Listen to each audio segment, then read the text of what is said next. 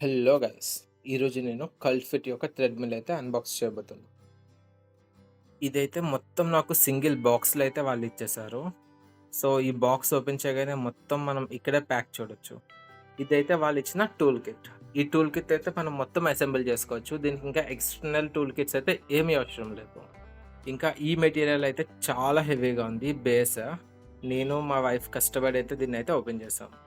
ఆ తర్వాత యూట్యూబ్‌లో వాడొక లింక్ ఇచ్చాడు. సో, ఆ లింక్ యూజ్ చేసుకొని ఏ పార్ట్‌ని ఎక్కడ ఫిక్స్ చేయాలి, తర్వాత ఏమేమి టైట్ చేయాలనేది మేము చెక్ చేసుకొని ఈచ్ అండ్ ఎవ్రీథింగ్ అయితే మేము ఫిక్స్ చేసేసాం.